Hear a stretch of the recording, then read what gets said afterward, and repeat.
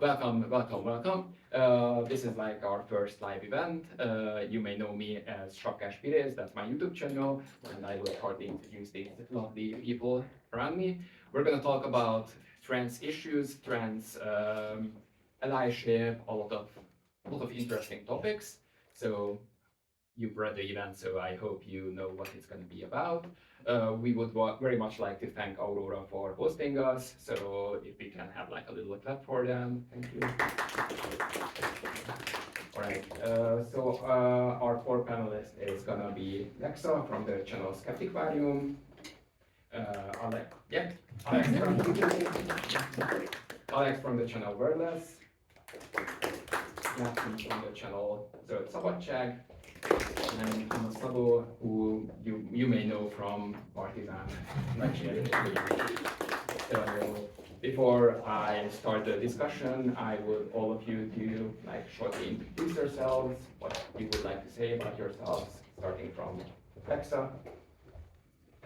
I think you already mentioned the main selling point that you can find me on the internet under the nickname Narratívák, and I aim to create some thoughtful video essays there, some articles, casual stuff like that, talking about leftist and LGBTQ topics, mainly coming from a sociological background.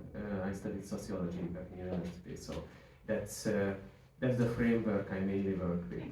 Also, I have a deep interest in, especially the history of the 20th century. So that certainly colors my vision for my articles and videos. And I think, on my part, that's a summary.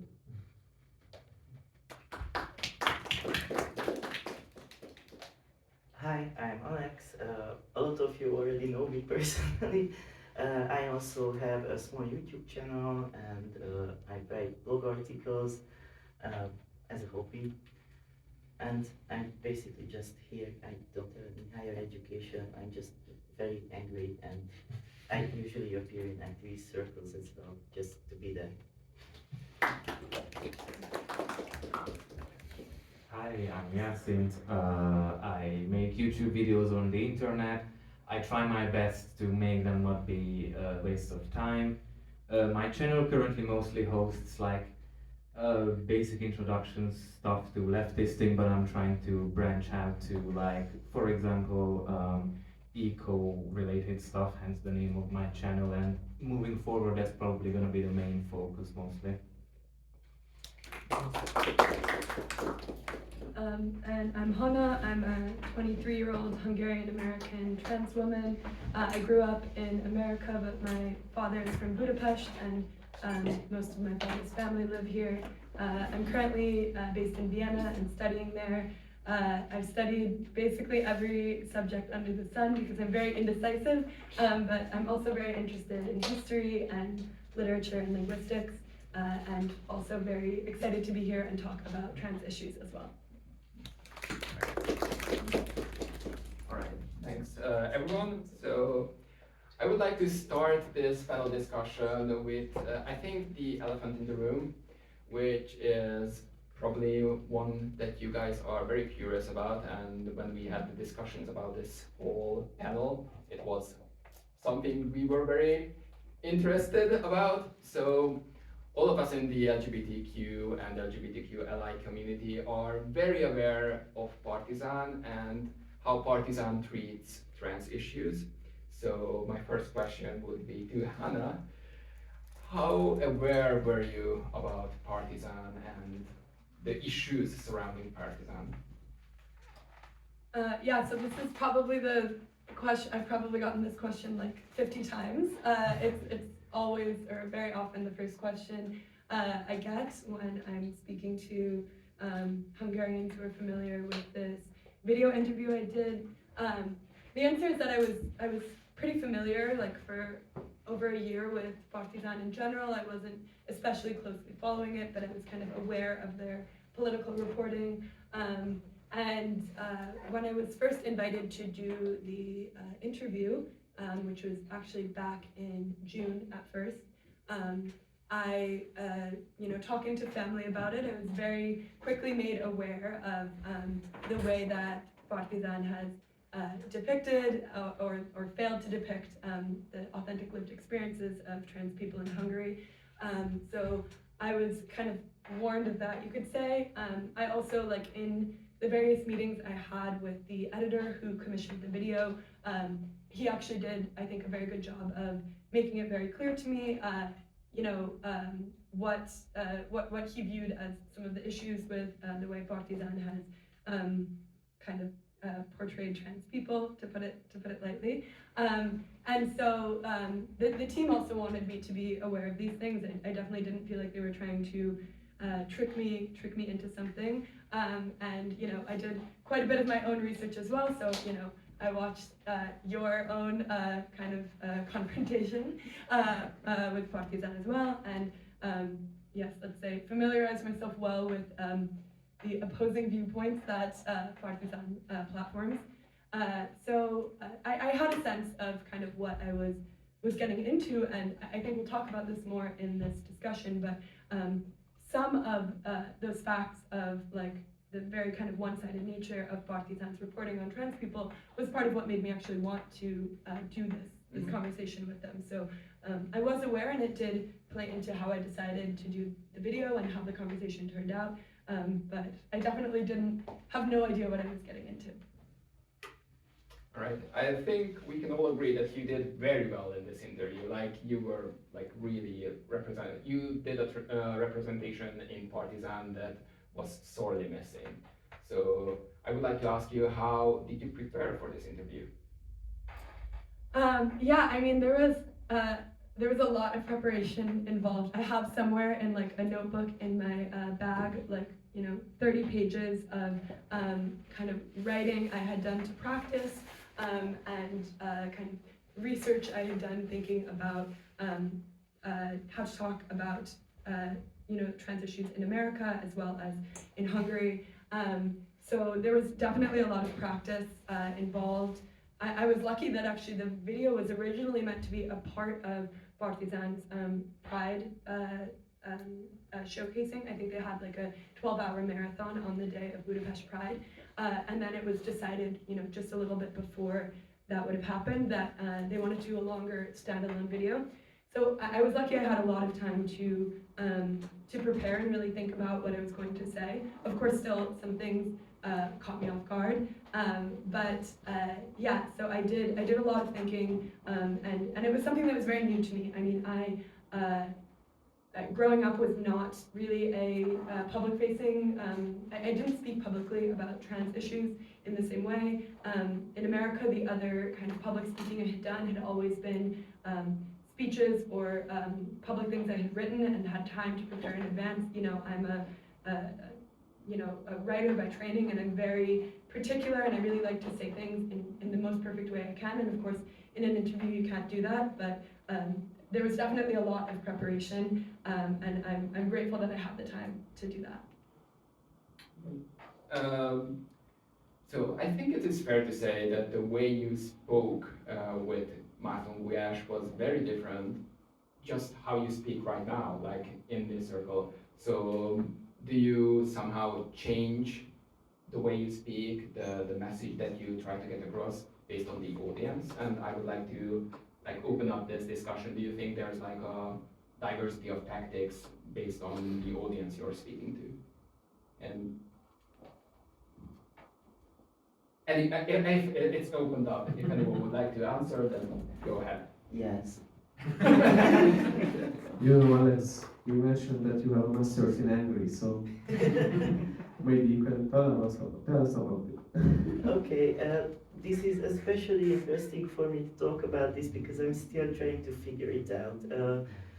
So I've gotten a lot of feedback even after a few videos that I've made from different people, and the thing is, you can't really make a video or any public content that everyone will like, so you kind of have to think about who you're trying to address and tailor your style to that audience maybe, which means that other people will criticize you for things that you deliberately chose to do. So I don't really know how to make something that will speak to everyone, but I think what Hannah did was a really good idea to just really understand the platform that she was going to and figure out how to speak to that audience. And I think with this interview, they were trying to address the general audience, maybe people who don't really understand this topic. And I think the way you chose to present yourself was pretty much in line with how one could go about that. So yeah, but you have to think about this definitely. Yeah, and also you need to be aware where your audience is at the current point in their knowledge. I mean, like you probably don't want to throw around phrases that they wouldn't understand. And in the situation that you were in, I think you managed really well because they saw a real person. Like, you know, for example, the Hungarian government and often in Partizán, transgender issues are thematized in a way that, like, it's an ideology. It's a very abstract way how they speak about it. But when there's a real flesh and blood person, basically an average girl talking about these things, about her experience, that's an entirely different beast than dealing with an ideology and an abstract concept. Yeah, I think when you're speaking to you do really have to think about your audience, and you also kind of, unfortunately, especially in media environments like in Hungary, you have to anticipate also the ways your message can be manipulated. So I think you have to not only think about your the audience you're trying to reach and the people you're trying to help understand the issue, but also you have to also have this thought about, you know, how can what I'm saying, how could it be turned? I mean, we've seen this with Partizán videos and with, in general, kind of media critical of the government here in Hungary, that it is, you know, it is used and altered and spliced to be used as propaganda. And so you unfortunately don't have the luxury to only think about reaching the audience that you most want to reach, but I think having an audience in mind is essential for all of the reasons that you both said. So it's both, yeah. I mean, I'm not really the best person to speak about this. I don't really think of myself as a big trans advocate because I'm a deeply, fundamentally impatient person. And there are things that I personally treat because of my experience as like a bare minimum that for a lot of people is a high standard. Like, and I just roll along with it. I mean, just as I said in the beginning, I don't even think of the stuff I do as trans advocacy stuff. Like, I talk about trans stuff in my channel every once in a while, but I don't want that to be my main focus mostly. I just want to tell what I can tell. Obviously, I'm not trying to be intentionally vitriolic or anything, but I'm not particularly attempting to convince new audiences. I'm just trying to add information as best as possible. Yeah, I just would like to add to this something. I think in some contexts it's better to handle these topics, or at least some part, as just given, like treat it naturally. Like you won't descend to the level where you start to debate basically your existence or even your human dignity, which correlates with your existence, of course. But yeah, I think in some contexts, some contexts, it's better to treat some points just as given. Yeah, so be authentic, be educational, think about the emotions of your audience while also thinking about your own dignity, and think about all the different people who are coming into it from different perspectives and with different levels of knowledge, and it gets to be a lot, so this approach can also work. And the thing about anger, and why I like to emphasize that for me personally, it's because that's how I learned the most from different minorities, when I saw them getting angry about how they were treated for me that was a very important part of my learning experience about racism or misogyny and all sorts of different oppressions in society. It really helped me to see just how angry people get very understandably when they get treated the way they get treated. Okay, so it might be pertinent to this question. Like Hannah was dealing with Partizán in a very calm, like very educational manner. When do you use this style of tactic versus the anger that is sometimes necessary to wake people up?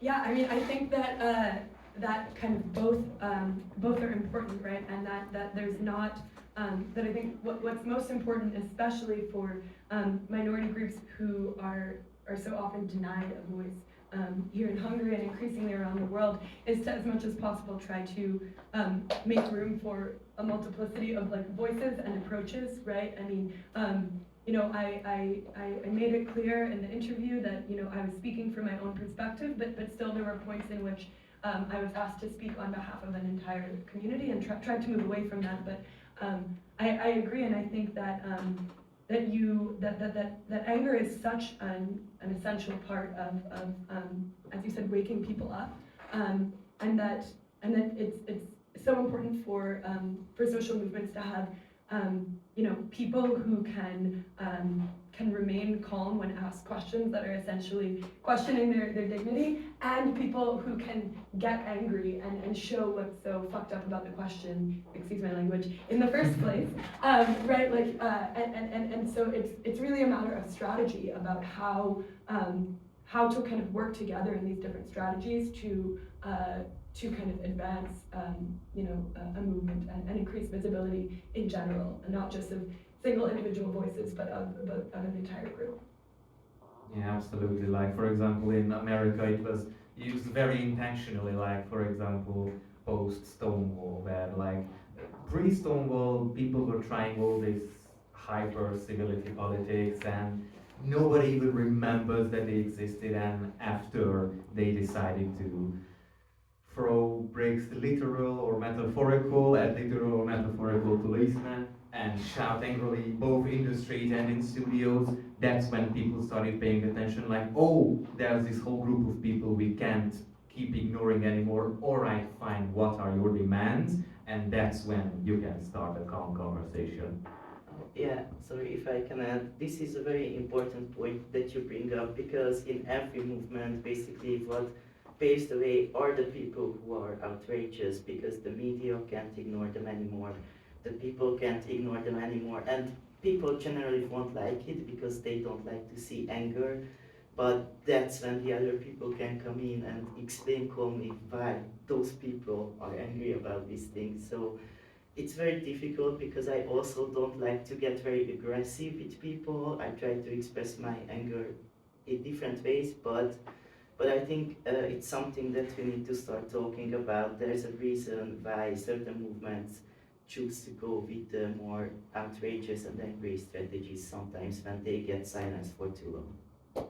Yeah, I would say that basically anger is the battering ram, the vehicle you use to get to the public conversation, to take your part in constructing the narrative around your demographic group. And after that, and after you broke into the public consciousness, then there would be those people who can calmly explain the situation. So how do first-person narratives fit into this whole discussion? I think that, and I think this connects to the previous question as well, that that unfortunately, I think that essentially every style of effective self-activism, whether it's through anger and protest, or through remaining calm when your dignity is being questioned, or, you know, revealing incredibly personal details on television, you know, these all, you know, there's no way to do effective activism of this sort without some amount of like sacrifice and you know, possibility of being misunderstood, or of in a sense embarrassing yourself. And I think that that it's important to emphasize that when there's often oppositional voices that say that it's in some way a kind of self-indulgent thing to speak up for yourself. And I think it's important to emphasize that actually, like, as you just said, it's not fun to be demonized because of your expressing your emotions. It's not fun to have to remain calm when someone is questioning, your very identity and whether you deserve rights. But I think on telling personal stories specifically, what I was told by, so before I did this Partizán video, I gave a sermon at a synagogue, and the advice I was given by the very progressive rabbi who invited me to speak was to speak from my own perspective, because your own perspective is unimpeachable, right? No one can question. I was speaking there, for example, about trans healthcare. I'm sure there were people in the audience who disagreed about the specifics of what I said protocol for healthcare for trans kids should be. But saying that this healthcare was for me life-changing, that for me I would not be the person I am now, both in my trans identity but also just in the other places I operate, without this care, no one can question that. And I think that what can be really powerful about speaking for yourself and speaking from experience is that exactly this, that it's unimpeachable, and that no one can deny your subjective narration of your own experience. And so I think that personal stories also just always have to go along with the incredible work that doctors and lawyers and other kind of advocates relying more on scholarship are doing. You really need both in order to change minds and expose people to the realities of what it is to live as a trans person. No, I just wanted to add a little blurb that, like, absolutely, like, I think there's even studies on this, ironically studies on how it's often not big statistics but personal perspectives that change people's minds the fastest, because numbers are abstract, but when they see the person in front of them, even if they are a demonized person, like, you see their two eyes, you see their pain, their joy, it's much harder to demonize all that. Yes, and it also helps to put their movement in context, obviously, because if you tell people trans people are more likely to have this and that happen to them, that doesn't really speak to them. But when someone sits there and explains the daily struggle that they're going through, it really explains why they might get angry or why it might get exhausting for them to constantly have to explain themselves. So I think that's really important, because that's really how people start to understand the problems. And I think at the fundamentals of our political views is the sense of injustice. I think that's what everyone operates from, basically. So this is something I've noticed, that as soon as people started hearing more and more trans people speak about their personal experiences, a lot of people very rapidly changed their minds, because they also saw the injustice. So from the outside, when we're just an abstract concept, they don't really understand it. We're just some background noise or decoration for their lives. But when they see the person and they hear the difficulties that they have to deal with because of the way the world operates, they also start to feel that sense of frustration and anger that we feel when we're dealing with our daily lives. So I think using this strategy, basically you create some limits for the other participant, because if this abstract thing called trans ideology is not here in the room with us, you can talk very badly about it, but you're here in the room. You're here in the room with us. So if, for example, if we take the interview as an example, if Marno started to speak really offensively, directly about you, it would make him look really bad. But it would have been easier for him to talk really offensive about so-called trans ideology, because it's not a person you can empathize with, but you are. Thus, if you introduce you're personal into the conversation, your personal stories, it creates limits around the other's capability of being offensive, I think. How do you separate people who are just not knowing about trans issues, who don't really have a grasp on how trans medicine work or what whatsoever, and people who are actively malicious and try to use these types of questions to demonize the community? Well, my heuristics is that in the context of a live conversation, that is, I just first start calmly correcting. You know, if they say something ignorant, like I say, oh, that's not actually how it is, yada yada yada. And if their reaction is like some sort of, oh, really, I didn't know that, then I know they are just, well, ignorant. But if they just keep like, oh, but how about some other thing that totally invalidates your entire existence, then I think it's fair to say it's bad faith. When it comes to like online conversations, I don't even engage with that stuff, because without the face-to-faceness, it's really hard to guess who's genuinely just asking questions and who's just asking questions as an excuse to keep your mere existence as a topic of debate rather than a topic of acceptance. Yeah, I think this is a question of patience and boundaries. I usually engage in debates online. It's a really bad habit. It's very bad for your mental health.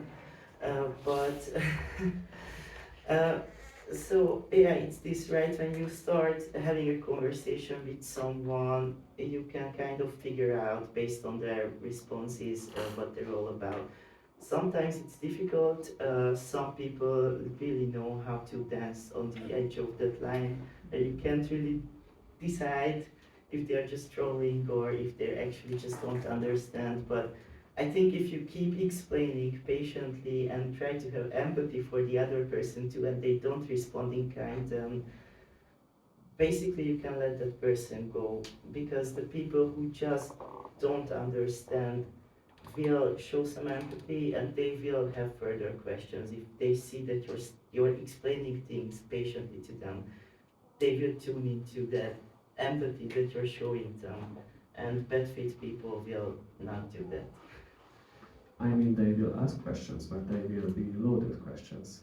And that's I think, one of the most important difference, because people who are really open about knowing you and learning more about the topic, they won't really use loaded questions, I think.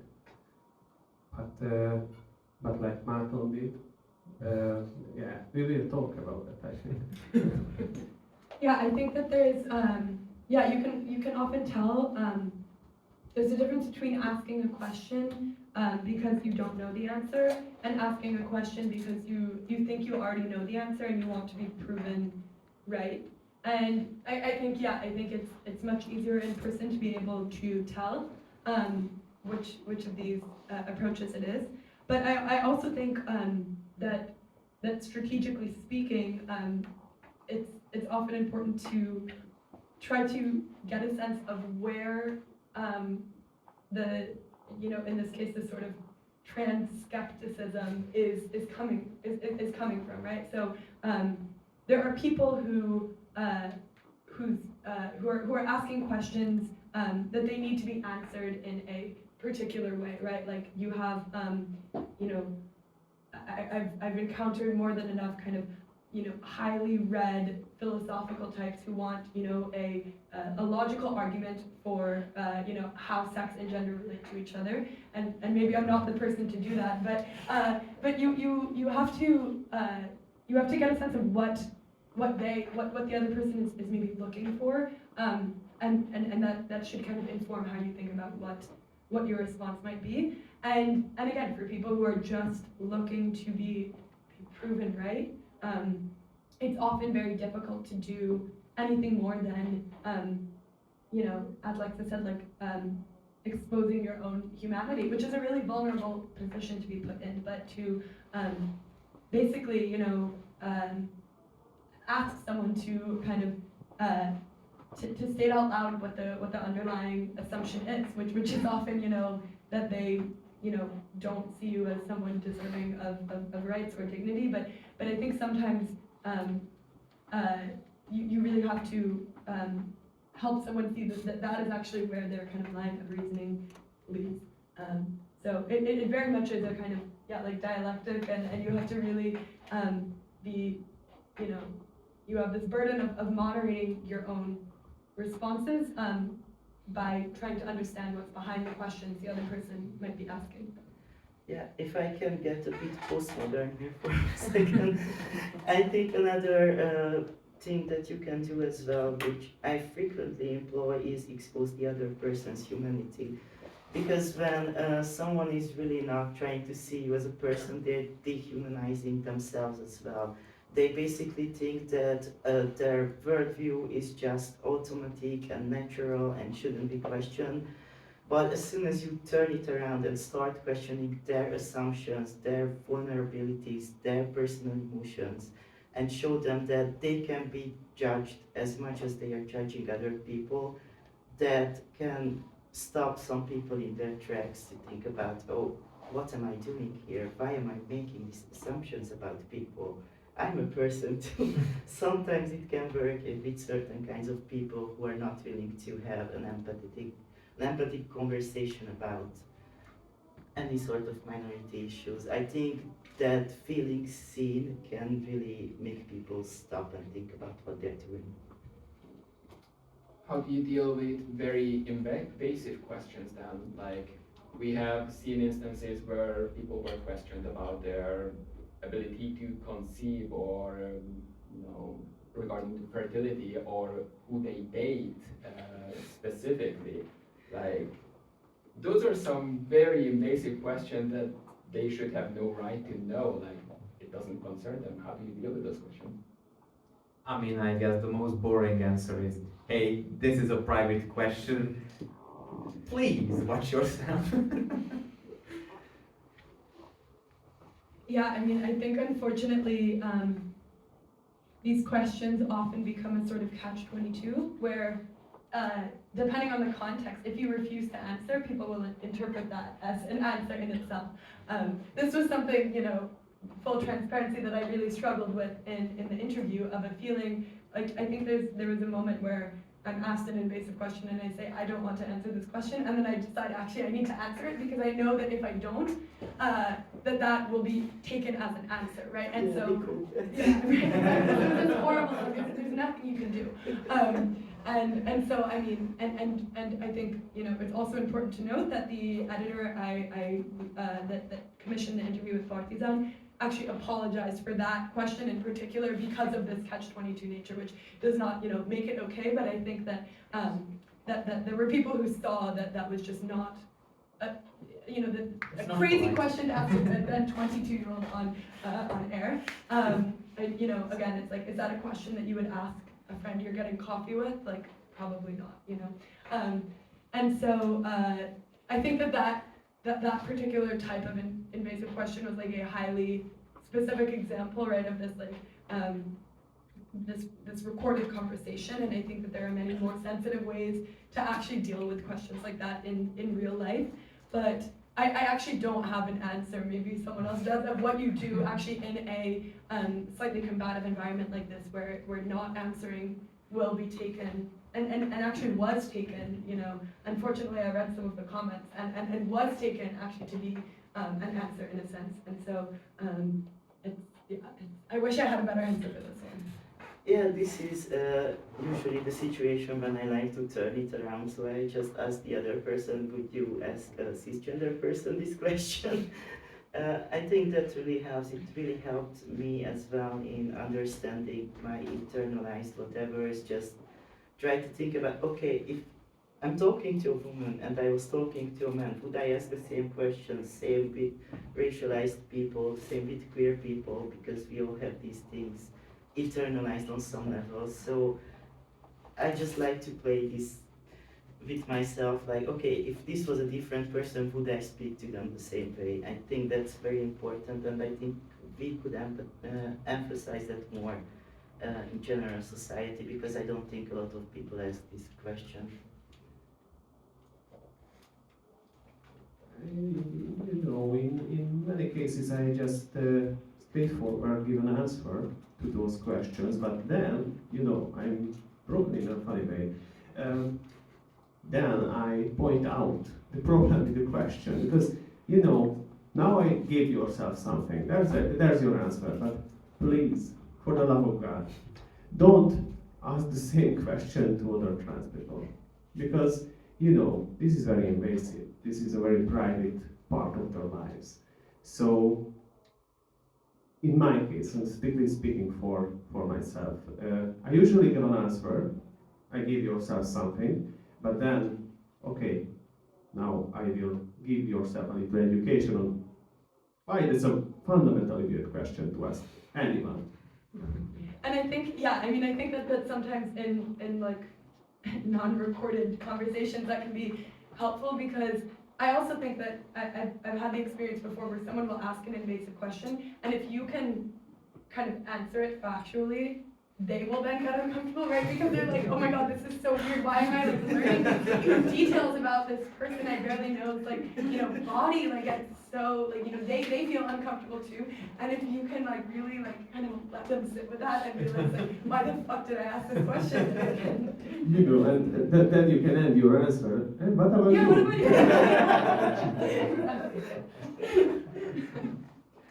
you? Even in situations where it feels like you're taken in a good faith, it can come across that they treat you like the exception to the rule, like you're just the good trans person, and all the other trans people are just evil and abhorrent and you're just a good one. You're one of the good ones. How do you deal with this? I'm actually one of the evil ones.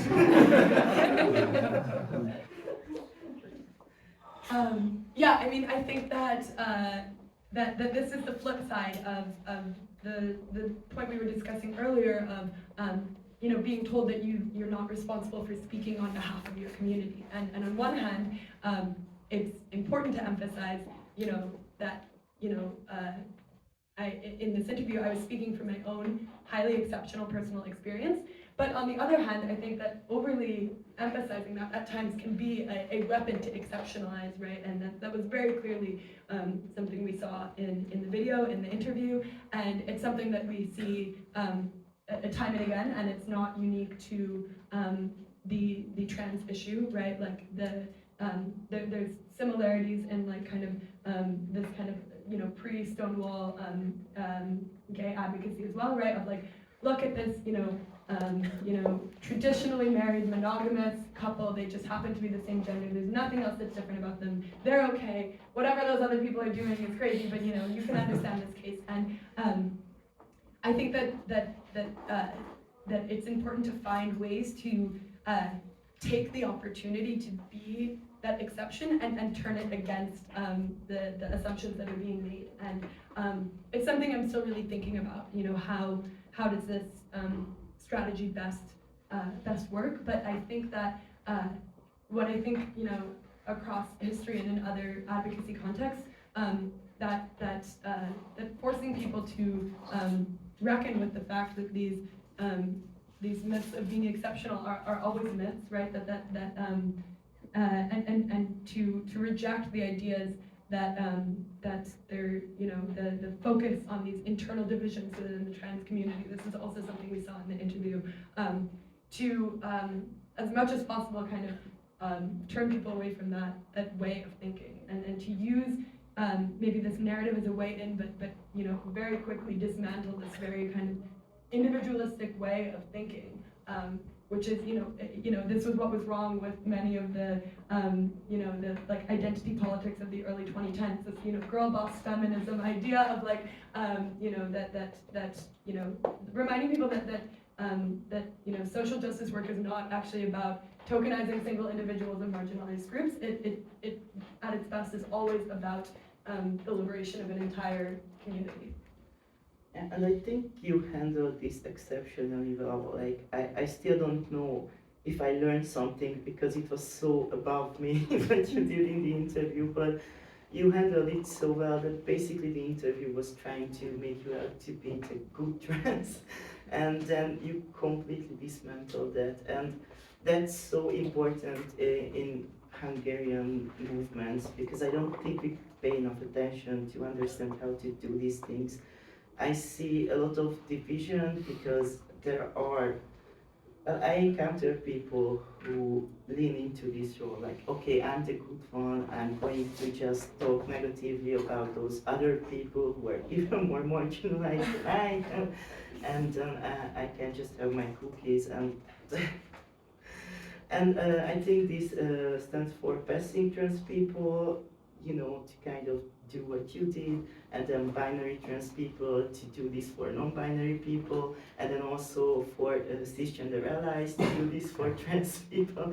So it's kind of like, we have to sort of go up the stairs together, but the people have to pull each other up and not put a ladder up behind them, but help other people get up as well, instead of leaning into these divisive strategies.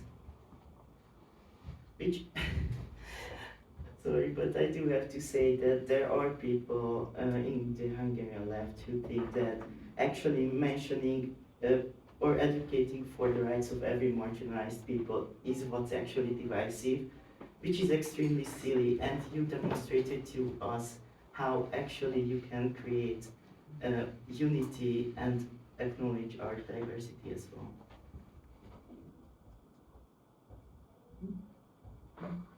I think you handled this situation very well and told everything about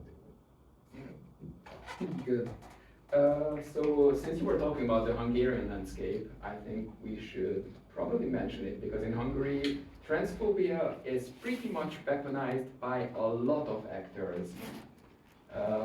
So what do you think about, for example, the last campaign, what Fidesz did, where transphobia was one of the main issues, with the whole voting tied into the general elections?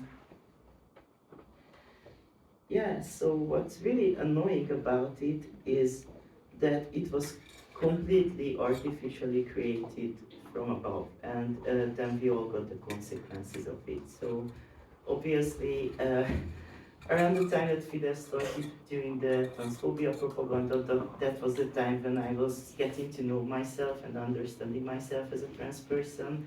And as I got to that realization, suddenly trans rights were getting stripped away, which was really frustrating time for me, and it still is. And I think it's also something we could point out more, that it's not trans people who started getting loud about it, it's not trans people who suddenly got themselves into the media, but that other people started talking about us for the purposes of propaganda and political gains, and it painted the completely wrong picture about trans people. People didn't learn anything meaningful or real about us, and that is something that not only do we have to advocate for our rights anyway, because society wasn't built for us, it wasn't built to include us, but now we also have to dismantle all the harmful and untrue things that people learned about us in general. It's a really difficult topic, because it can feel like shouting into the void compared to what the government's media power is, because it's in the TV, it's in the news, it's everywhere, and what can I do? It's deeply difficult, and I've forgotten the second part of my sentence that was supposed to be positive, I swear.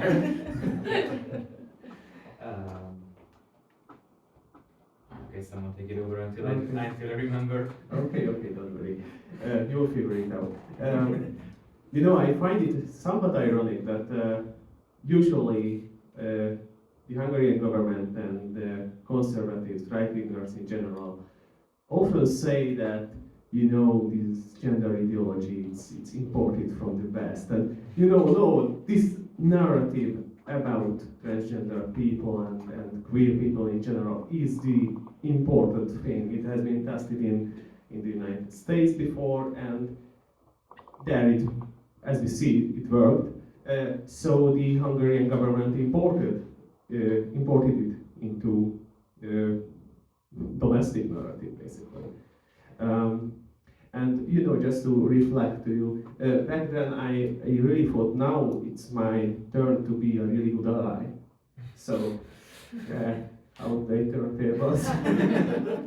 Yeah, it's interesting to think, and maybe it could be useful for like cis people who didn't think too hard about this topic to like think just 10, 11 years ago, like all the ID change, gender change, medical stuff, nobody cared about it, and it was kind of expensive but doable in Hungary, and it was around 2018 where it, in just a snap of 2 years, almost all of it got taken away, and after that it started becoming a radical left-wing point to bring back what was already here for literally more than a decade for Hungarian people. And I guess this can give people a perspective of like, oh, we are not being radical, and maybe there are people for whom this can help dismantle this brainworm propaganda that we are just shoving ourselves into the community and asking for extreme demands. Yeah, and I think back then, before this narrative was imported to Hungary, I think trans people were looked as sort of an artifact, like they are very interesting, like what do those weird people do? Like it's really interesting, why would they do that? But they were not like the enemy, not like hostile people. And now, as we've been demonized, we became a threat to, you know, civil society.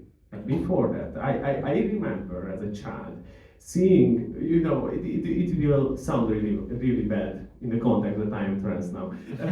But, you know, I remember when I was a child and I saw on commercial television some reports about trans people, and they were treated like artifacts, basically, like curiosities. I swear I didn't become trans because of that. I mean, if it was easy to become trans by just exposing yourself to transness, it would be just as easy to turn back the other way around, wouldn't it? Yeah. Have you met any cis people? It comes into the discussion with the idea of social contagion. I think you have heard this narrative, and most of the trans people these days like get their information from the internet. So this whole thing that it is like an American problem that is imported into Europe, or like an English-speaking problem that is imported into Hungary specifically, is kind of related to this social contagion issue. How do you respond to the narrative that transness is just socially contagion?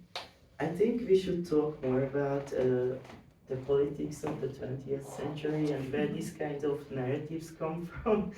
That would be something that we could do, because this is not obviously just for trans people. The far right has always constructed these narratives that everything they don't like and they see as degenerate is just brainwashing that comes from communist or formerly, you know, anti-Semitism is older than any other bigotry. So there's usually, if you dig deep enough, you will find the Jewish conspiracy theory behind all of these narratives. So that is something that we should definitely talk about. And another thing that maybe we could talk about for the people who are inclined to do that is to explain the relationship between male chauvinism and capitalism, because there is also like these deep roots there that people need to be made aware of to understand how, when they go against minority rights and any form of repressed gender identity or presentation and sexuality, they're basically just serving the interests of the upper classes who are exploiting all of us. And it's in this way this becomes kind of a distraction, but obviously people's lives get destroyed in the process for no other reason than to maintain the system as it is, and it's bad for everyone. Well, my approach was much more profane than the philosophy about the intersection of class and gender, but I would have just simply pointed out to people who believe the social contagion that the idea comes from this pseudo-scientific rapid onset gender dysphoria thing that no trustworthy scientific community accepts, not even after the weird Trumpist overtake of the health system.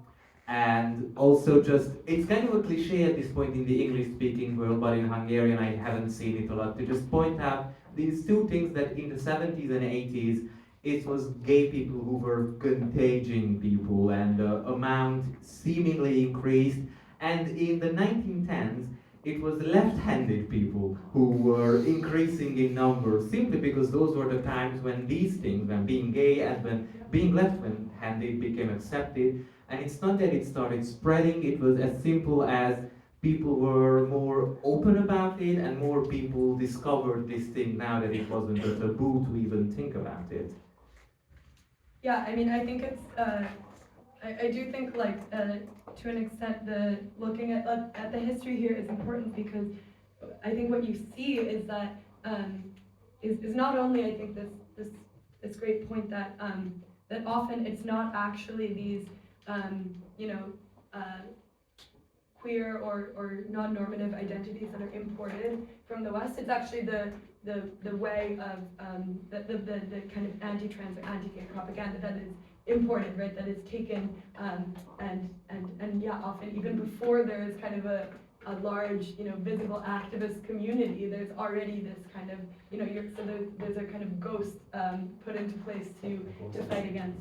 And I also think it's important to note that that what's really kind of contagious is not these identities, but it's actually this this mode of hatred, right? That once people have learned, I mean, what we're seeing in America is that once people have learned to other some part of society, it becomes easier to do that again and again, over and over again, to different groups of people, right? So that these forms of marginalization, there's a pretty specific rule book and set of tactics that people use, and I think this is also why, of course, like you know, allyship is so important, because right, yeah, if you know, 40 years ago being gay or being left-handed was a contagion, you know, and now what people are talking about is the trans issue. There's no reason to believe that this same kind of, yeah, this metaphor of the kind of pure, clean national body being contaminated by this foreign thing. I mean, it does go back to these anti-Semitic, you know, metaphors of you know, the early 20th century and even earlier, and it's the same rule book over and over again. So it doesn't matter what, you know, like, this is really the thing that spreads and harms healthy society, is this metaphor of contagiousness. And it's not even like metaphorically anti-Semitic, it's like literally, if you dig down, several of the bigger trans exclusive radical feminists like Helen Joyce were directly inspired by anti-Semites. There's this person called Jennifer Bilek who says this Soros conspiracy about how a single billionaire started the LGBT thingy, and she was straight up just whitewashing openly anti-Semitic theories, and that's what the TERFs later adopted, probably without many of them realizing that they are just redoing literally anti-Semitic conspiracies. Yeah, and another thing that is also good to look into is like the history of colonialism and how different gender structures were replaced by Western colonizers. So that's another thing. Like, there's this segment, and I'm obviously not talking about all Christians, but you know, these evangelical groups that went out into the colonized territories to convert people to Christianity and Western ideology and capitalist ideology. They also brought with them the white Western bourgeois ideas about gender and sexuality and the Puritanism that comes with it and all that stuff. So basically a lot of cultures that had diverse, different kinds of understandings about gender and sexuality were destroyed in the process. And now those very people tend to adopt this very strict, very heteronormative attitude when they fight back against the West, because now they also say that the LGBTQ stuff is just Western ideology. So there's a lot of irony going around here, but this is also a sort of aggression that the West has done all over the world and also keeps doing against their own people to this day. I would bring in another perspective because all of that is true, and I usually tell these things to people when I'm in the mood. But when I'm not, I share my own personal experience because, you know, back then when I was a child, when I was trans, you know, it wasn't like, you know, it wasn't like me becoming trans. It was like it brought me the realization what those feelings were. Like, you know, the first time I remember seeing a documentary on National Geographic, and then I realized, oh, not every little boy wants to be a little girl. So, you know, when this question arises, if there may be a social contagion or something like that, I tend to share my experience because for me at the age of 12, it was eye-opening. It wasn't me changing from a cis little guy to a little trans girl. It was like the contextualization of the feelings that I had previously. I understood myself better from that point. And I could use a label to put onto my feelings and to start my research. Why am I like this? What can I do about this? Will it change later? Will it go away? Can I help myself somehow? And that was the turning point of my life in some sense. So if I don't want to go in a situation towards the academic route, like explaining the historical and socioeconomic origins of the situation, then I just go, yeah, that happened to me. I mean, not the transing thing. I mean the turning point based on understanding. Bit of a provocative question. Is there like a woke mob that's gonna cancel you for your viewpoints? That you're saying this stuff? Have you closed the door now? Well, I mean, the woke mob question is always funny because who is the evil woke depends on where you are in a given position. Like, I can't think of specific examples, but it's like that where everybody thinks, even many people among the left, it's like, oh, well, I'm the reasonable lefty, and it's the other person who's angry at my opinion is the one that's like the evil woke one. Yeah, and sometimes people with different opinions on the left just accuse each other of being woke, so that's really funny. But this is really about, I think, a pretty normal thing that happens in every political camp, basically. People argue with each other about stuff because everyone comes into it with different perspectives and different lived experiences, except when on the far right people do this, no one really cares. When centrists argue with each other, no one really cares. But when leftists do, there's definitely a woke mob there, and the woke mob is usually what the women are saying or what the minorities are saying. So I really hate this word, and I wish people would stop using it because it actually just makes actual discussions difficult to have. Yeah, I mean, it goes back to like to the closely related concept of what it means to cancel someone, because it's kind of how I see it. Cancellation is kind of like a newfangled term for what has basically always existed in society, which is simply ostracization, however you pronounce it. it's existed. It was literally part of the institution of ancient Greek democracy to ostracize someone. That's where the word comes from. And like, we could argue whether someone's ostracization was correct or incorrect, but we have to recognize that there's nothing new about you publicly stating something provocative and then a lot of people having a lot of emotionally strong answers to it. Yeah, so going back to the postmodernism, I think this is the important thing that would be helpful if we actually just pointed out to people like, this is nothing new again, this is just a tool to basically decide who gets to have an opinion and who doesn't. We need to actually deconstruct these narratives about minorities. I think that's the public communication aspect of it that I would like to see more of. Okay, but after the Partizán interview, specifically you, Hannah, have you been cancelled by the local? Not yet. There's still time. But no, thankfully not.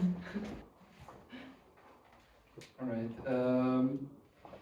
So I think that fighting for tolerance is very important, and it's part of what we do here, part of what we have this panel here to like spread awareness and discuss these things. But is that enough? Like, what would dignity look like in practice?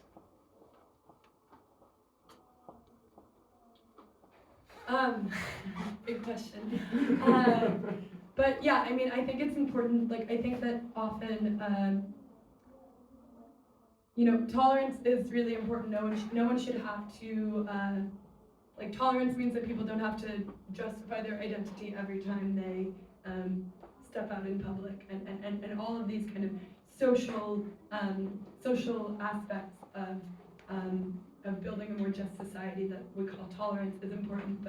But of course, for trans issues, but also for so many issues, identitarian issues that are often framed as these kind of immaterial, abstract utopian goals. It's so easy to forget that what we're fighting for is not just trans tolerance. We're fighting for trans rights, which means that has kind of material impacts, and it's the same for, or similar for many other marginalized groups, right? Where the fight, it really matters that we fight, that people are not,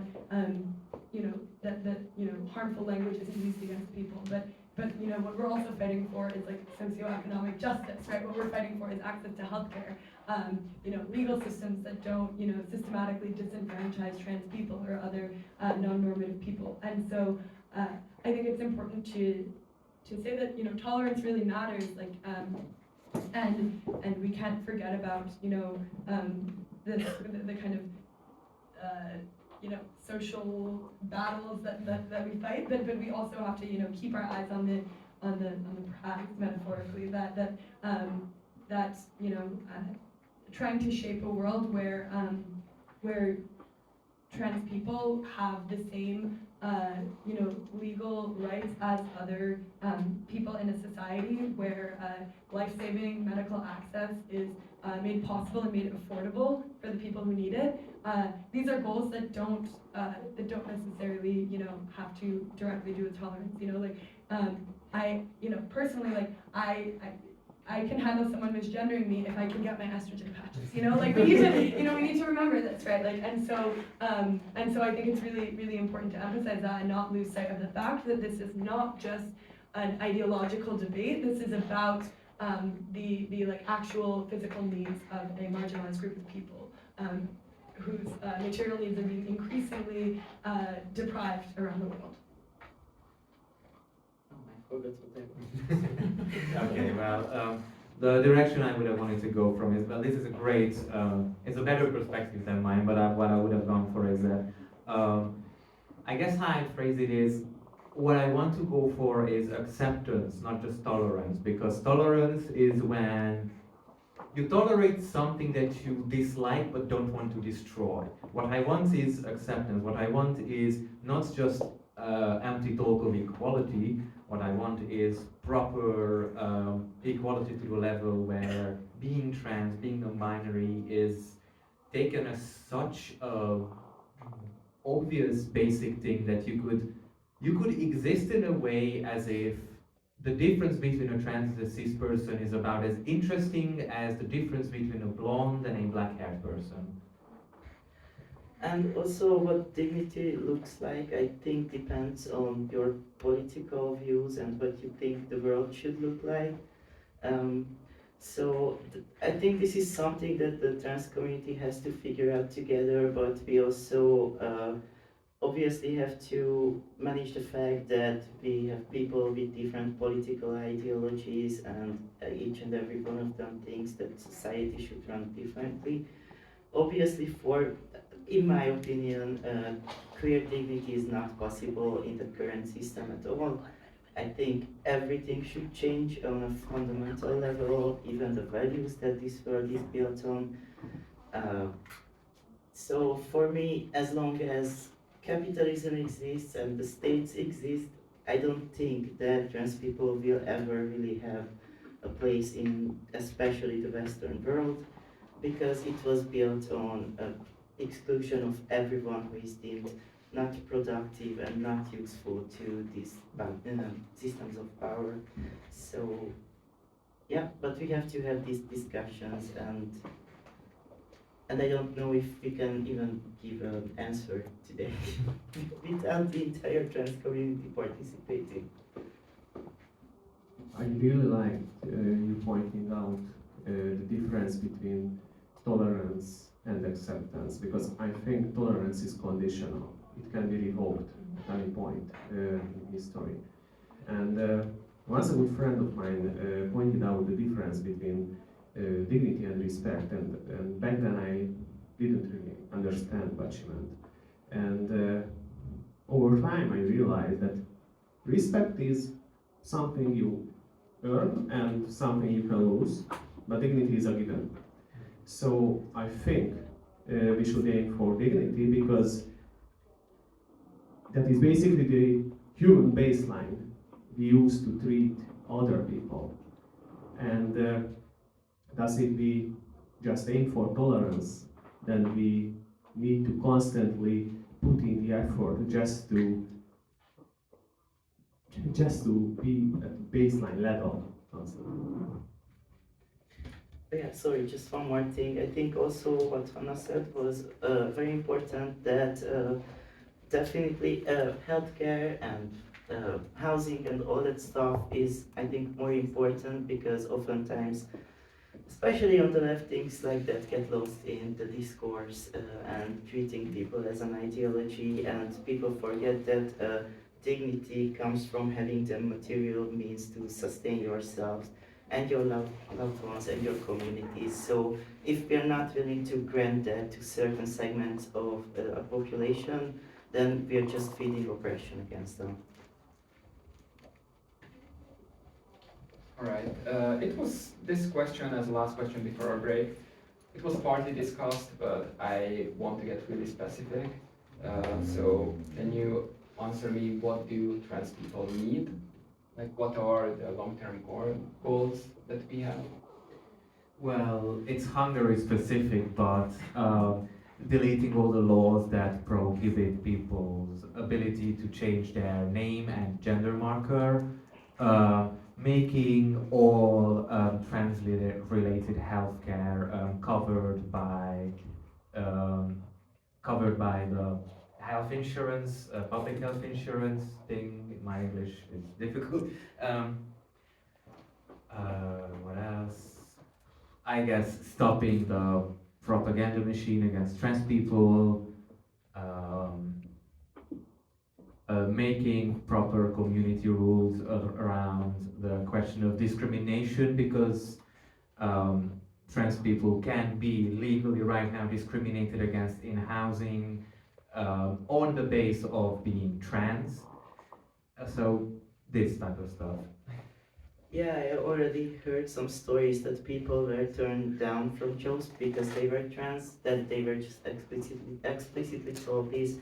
Also, we have obviously huge issues around the rights of trans children.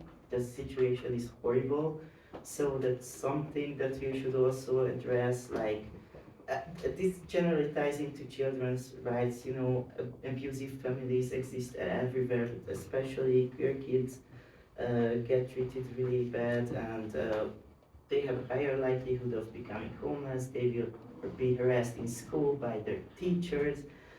So those are also things that we need to address, I think.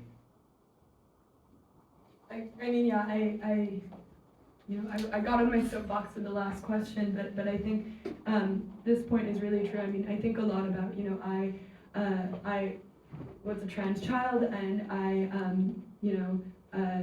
I grew up at this very particular time in this very particular place where it was possible to have what now feels like this, utopian childhood that would be, basically now impossible anywhere in the world. But I think so much about how formative childhood is, and whatever the particular needs of individual children are, I dream of a world where life for children who are different in any way is made easier, because I think that it's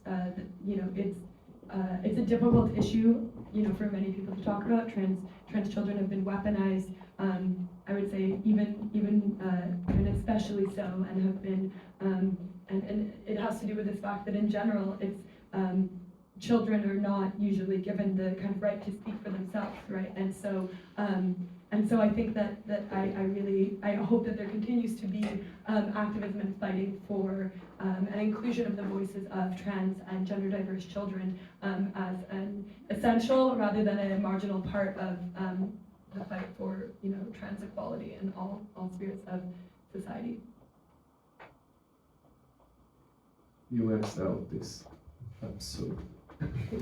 All right. Thanks everyone. We're gonna take like a 10-minute break, and we're gonna come back, and we will have some audience questions. So raise your hand if you want to ask any questions, and I will give the microphone to you. Okay. You're not gonna.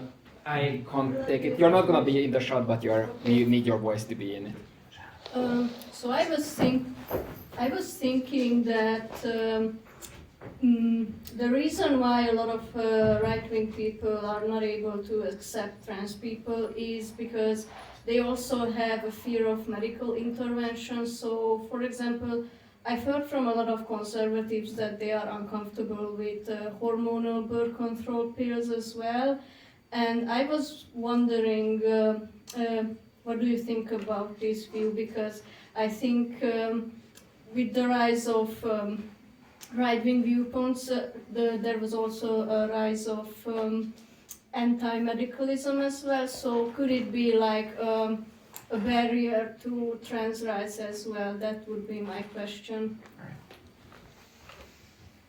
I never thought about it this way before, but yeah, if that's the case, then I guess we just have a longer walk to walk. We have to start dismantling this. There's no skirting around the question. I guess in a face-to-face conversation, a good thing could be pointing out how arbitrary and meaningless this anti-medicalism and selective this anti-medicalism can be, because I don't think in the modern world there are many people who genuinely reject all advances of modern science. Like probably most people, even right-wingers, take a bunch of synthetic artificial medicine they need for their life, and it could be a good parallel to point out, like, basically what I need is the same thing. You just have a different problem to solve, I have a different problem to solve. But that's more of a face-to-face conversation answer than a how do we dismantle this whole anti-medicalism movement situation. Yeah, okay, cable is fine. So I think this is an important point because there are two aspects to this, I think. One is this argument from naturalism, and it usually also ties into religion for these people. This is how God created you, and they don't just say this to trans people, they say this to everyone. And another aspect to this, maybe these two things are not the same, but there are people who are arrive at this position through an anti-establishment attitude. So I think that's a bit easier because obviously leftists and progressives also have these anti-establishment sentiments, and we just have to address the people's worries about all these institutions that basically run the world and make decisions about our lives. It's a complicated topic. It's not just they're completely evil and everything is wrong about them, but there are definitely valid criticisms that I think we are very well equipped to address. And this naturalism argument, as Yatin said, is pretty arbitrary where we draw the line regarding what's natural and what isn't natural, because people have always practiced medicine. Some animals also practice medicine. What we decide is too advanced technology or unnatural it completely depends on that person's taste. I don't know how you can address that, but I think that's maybe something to talk about. Yeah, I think it's very well taken that the people who are often worried about healthcare, especially for trans kids, and especially who bring up points about fertility and infertility, are also the same people who are very concerned about policing many cis women's bodies as well, and many other people who are able to birth a child. Like that these the opinions often go together, and that often like you need a more general or a more basic type of argument in order to counter that point. I think also what's really like important to emphasize, both in the case of things like birth control or access to contraceptions or abortions, as well as healthcare, especially for trans kids, is that these are always options, right? The point of making these things legal and financially possible for people is not to force everyone to use them, right? It's not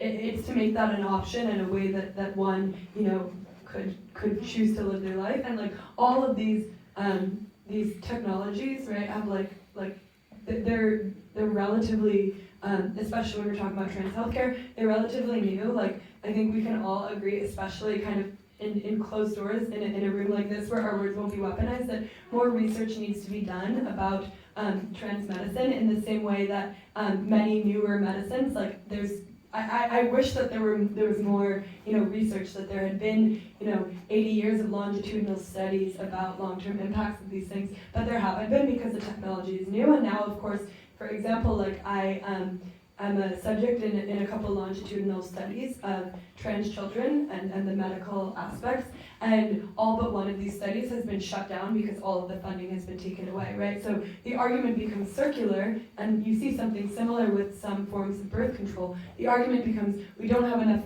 evidence to be giving this to children, and then it becomes literally impossible to provide the evidence or to do the medical research that is necessary. So these things also go along with a kind of general anti-science, anti-intelligentsia movement, I think, and it's important to emphasize that, and important to acknowledge, especially kind of among, you know, people who aren't going to take your words the wrong way, that there is more research that needs to be done. Not that you know, and that blanket bans absolutely are not the solution, but that, you know, it's important to try to have scientific research done on these things, because they are, of course, you know, these are medical interventions that change people's bodies, and you know, we should be working with trusted, you know, not medical propagandists, but people who are actually interested in thinking about trans people's well-being. Yeah, and just one quick thing to add before I pass the mic to Alex, is that this selectiveness in the situation is, for me, is best depicted by, you know, no one's railing against diabetics getting insulin. But insulin is also a hormone, and no one's talking about diabetics like, God made you this way, you shouldn't get insulin. I think it's more of a question of their feeling safe in the societal categories that they see around us. Because if you are a diabetic getting insulin, you are not crossing any predefined societal categories. But if you are a transgender person, you are crossing the boundaries of those societal categories that were predefined for you. And I think that is the main point that fuels these kind of hostile feelings in conservatives and right-wing people. Yeah, so obviously this is a question of bodily autonomy and positive justice, which means not like the negative justice, like okay, we won't do anything to stand in your way, but whatever. Positive justice is about actively working to create structures that include people, so provides for their needs and allows them to participate in society according to their specific needs. We don't just create a society for one particular person, but we do our best to create it for everyone. This also intersects with ableism, obviously. There are also arguments against trans healthcare that are used to make for people who have other kinds of needs. So this naturalistic idea that there exists a natural hierarchy in the world and the way things should be is the problem behind this thinking. And obviously there isn't, it just people kind of believe that based on how the world works right now, as Lexa explained. So maybe that's something we could address, but it's really difficult because there are people who genuinely think that there is a proper hierarchy of things. And for those people, it's not really the trans thing that should be addressed, but why they even believe that this hierarchy is necessary or that it exists. Alright, if you have a follow-up, then you can ask it, but if there's... It was alright, it was already. Anyway, yeah, thanks. Anybody else? Yeah.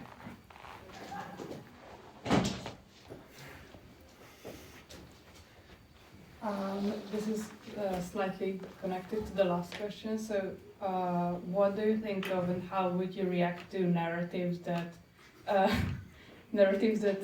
disguise transphobia with concern for you? So, for example, I'm just worried about your health because of the medical part, or I'm just worried of society treating you horribly when you come out and so on.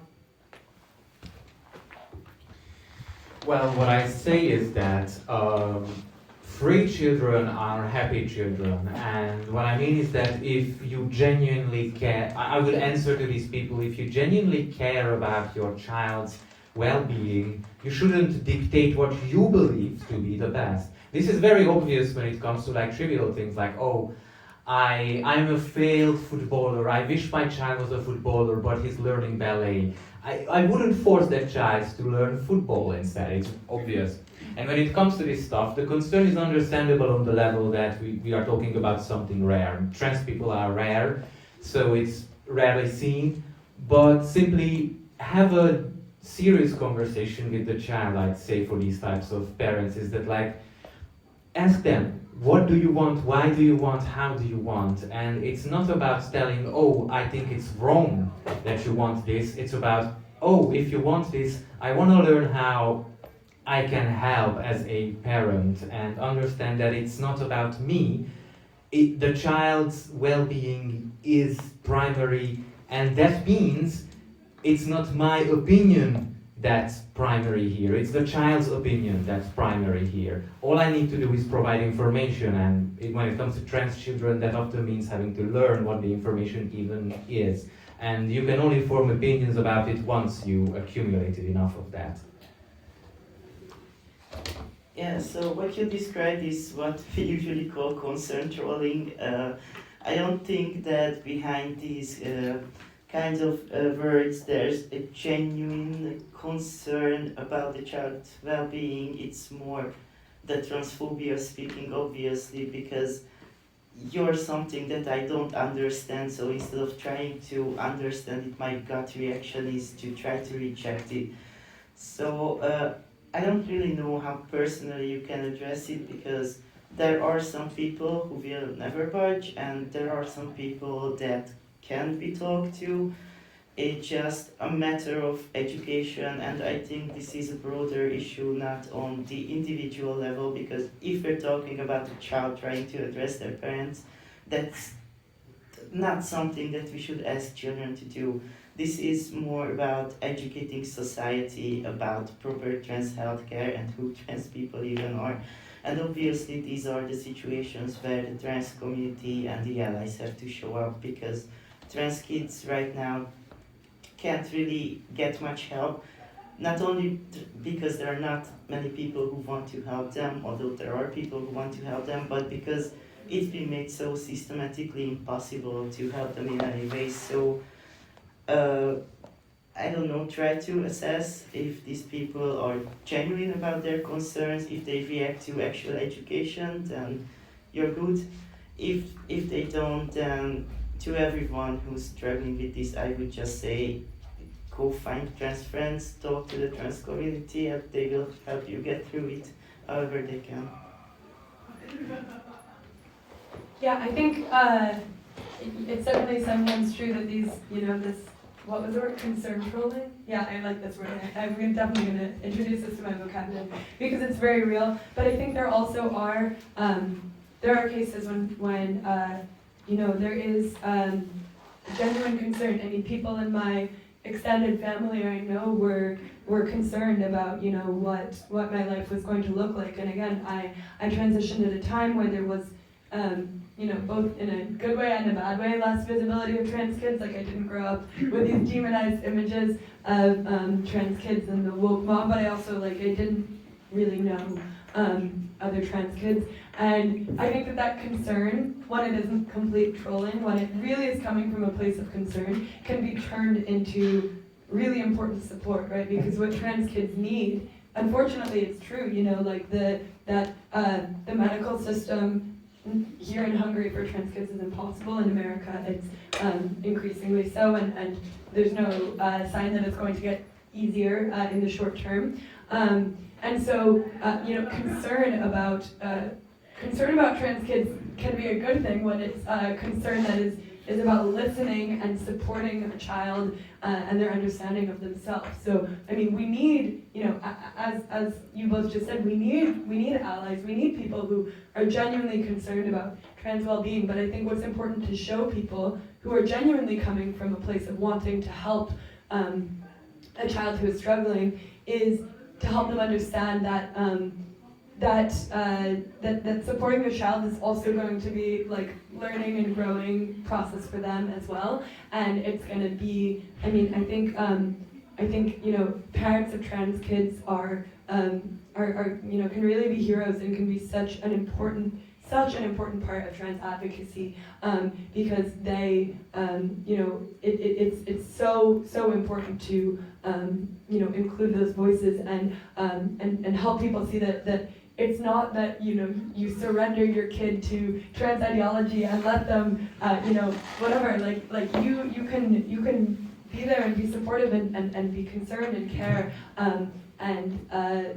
but do that in a way that genuinely, the best way to care for a child is to listen to them, right? And so it has to genuinely come from a place of listening to and wanting to understand children and see them as people. We were all children once. We remember how demeaning it is to feel like you're not being listened to because of your age and to be denied the agency to speak about your own experience, your own sense of self. We can't, that can't be something that is taken away from children because, it's this becomes a human rights, issue, right? When we deny children the ability to articulate their own personhood. But children need adult allies in the world that we live in. So the concern can be helpful.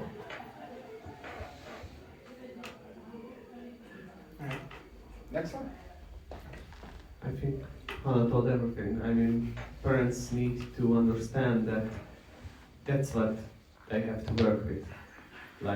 For example, in the case of my father, the most important thing that he had to understand yeah, it's a dilemma. We are working with this.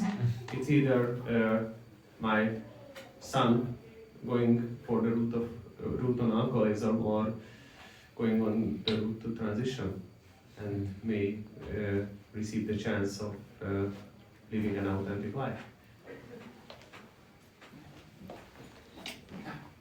Go ahead. Well, this is not really a question, more like an analogy to what was said before. I think when people try to masquerade their transphobia behind concern, it's very similar to how people talk about fat people. They say they are just concerned for the other person's health, but actually they just body shame them. Yeah, it's like, it often comes from this position of like discomfort or even like, you know, disgust, which is, I think, horrible. And people don't want to admit that. And so they turn it into this concern or this, you know, well, I wouldn't want to be like this person. And when concern is about distancing yourself from this other, you know, scary thing, it's not real concern. And I think, yeah, that's absolutely true. Yeah, and I think people have to ask if this concern is for the person you are telling you are concerned about, or for yourself. Like, Yeah. for example, if you are a parent, are you concerned for your child, or are you concerned what will happen to you because, for example, your child came out as gay or trans? So I think that's a very important distinction. Anybody else? Yeah, I'm gonna start this with something that specifically happened to me and how would you handle it. Because in high school I was allowed to switch to doing PE with the girls, which is, you know, it sounds awesome, whatever. But this also meant that, according to my class teacher, I had to basically inform the class of why this is happening, and I opted to do this separately with boys and girls. That sounded more comfortable.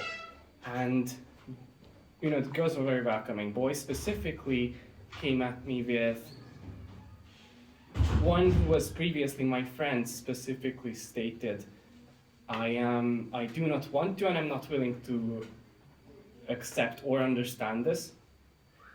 And another thing that I had to face was, they asked me that if I want them to be respectful to me, as in use my name, which I found to be bare minimum, then I should be very respectful towards them and make sure to not raise my voice or anything, not be, you know, aggressive in any way.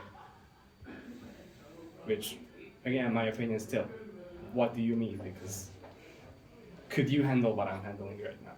But how would you handle this situation, is my question.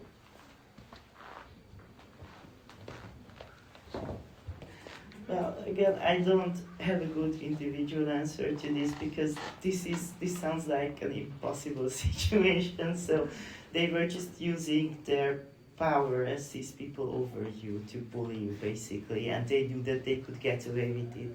And this is why I think it's important to educate the general population about trans people, and people who work with kids especially need to be taught how to handle kids who belong to minorities, which in Hungary is in an absolutely tragic state right now, especially after they decided that NGOs can no longer go to schools, who were, I think, the people who were doing these kinds of education mostly.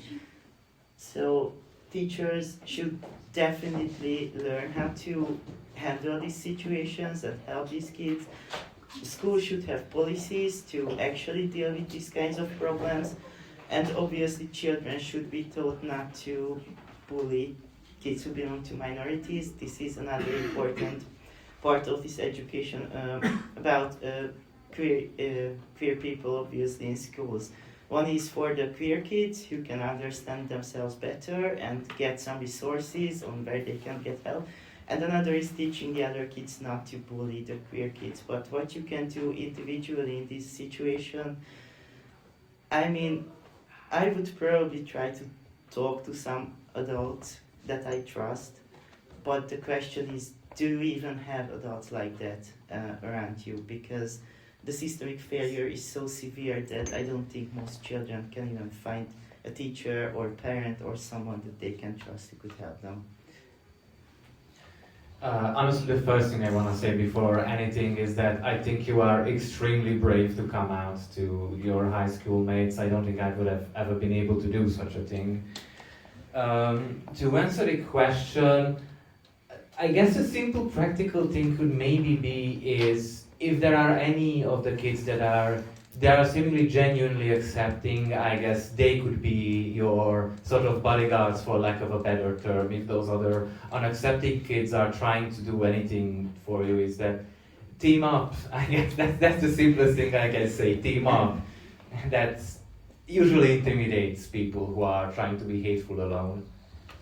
Yeah, on that note, like, first of all, I'm really sorry that this happened to you, and thank you for sharing it with us, and for your vulnerability. And I echo that it's incredibly brave that you were able to do this and stand your ground. And I think when I think speaking from my own experience, the two pieces of advice I could give about situations like this are, first of all, that you can't, as frustrating as it is, you can't let the haters win, right? And so you can't, what people mean when they say things like this, don't raise your voice, is that they want you to raise your voice. They want you to get angry so that they can feel like they have won and they have showed that you can't control yourself, that you're hostile, whatever. And so, as much as I wish the answer could be, scream at them and tell them what is so, messed up about this way of thinking,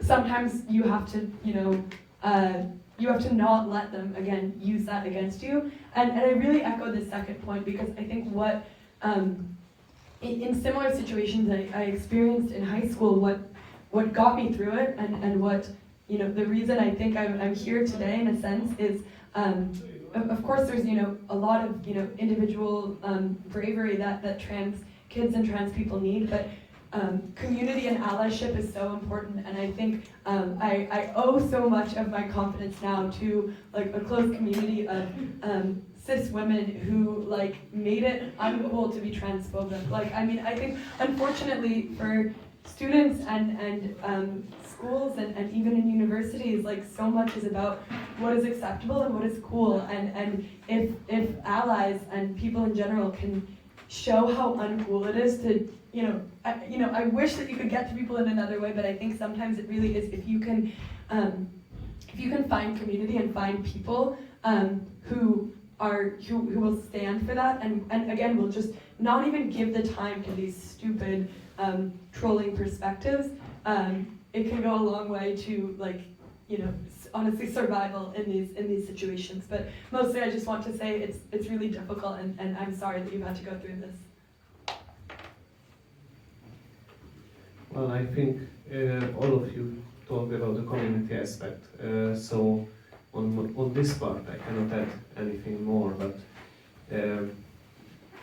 I would say that over my life, my go-to strategy to survive was staying in silence. Don't.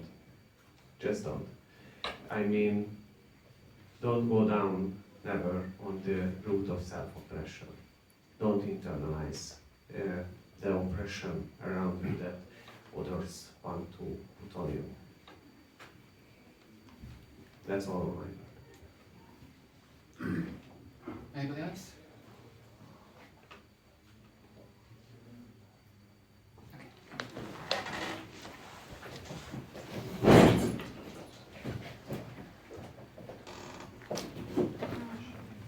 It's a little bit different kind of question. Do you know any historical figure from Eastern Europe who is trans, or anywhere in the mythology or tradition?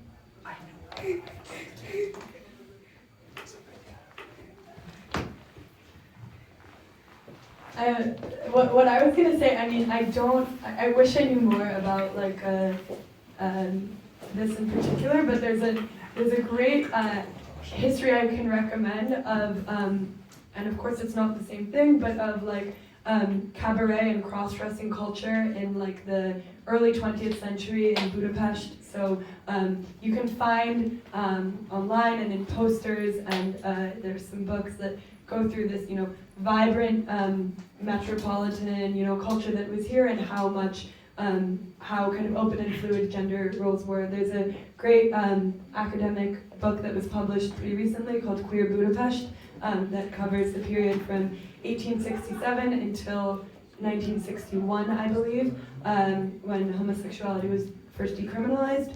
And there are some really, not mythological, but really interesting historical examples. You can really get a sense of what, you know, queer life looked like. And of course, you know, these things also intersected often with the, with other kind of marginalized groups. And so it's also a great history of, you know, sex work and immigrant work in Budapest specifically, and different forms of sexuality. There's great like maps of like all the different bathhouses and which ones became like queer meeting places. But I wish I had like a particular historical example of a trans figure. I don't think I do.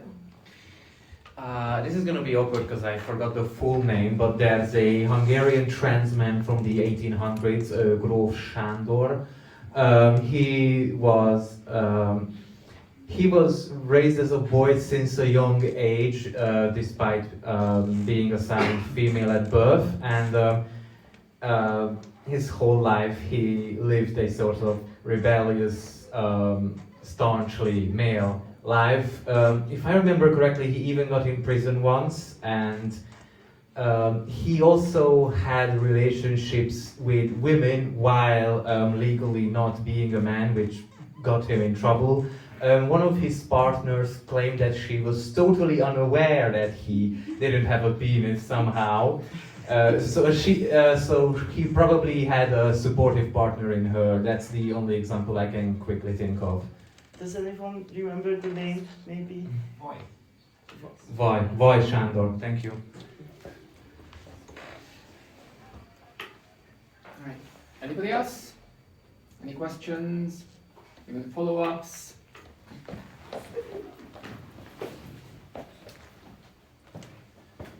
So I was first of all, I was asked to make an announcement. There's going to be a Women's Day March on the 8th of March at 3 p.m. At Szabkás Piréz, and it's organized by a lot of trans-inclusive organizations, and so please be there if you can. And I also have a question for you. It's about the prospects of trans rights in Hungary in the next forthcoming period, I guess in the next couple of years. What can be expected? What do you think? That's all. Okay. Well, my perspective is a bit, I don't want to say pessimistic, but unless there's some sort of mass movement that's going to spring up, I don't see a lot of big change.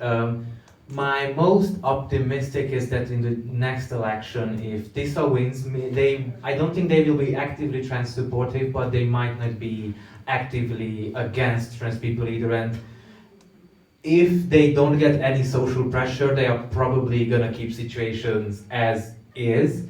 But that could be a genuine opportunity for trans activists to put themselves out more actively, because now there's much less of an explicitly hostile government crushing all of it.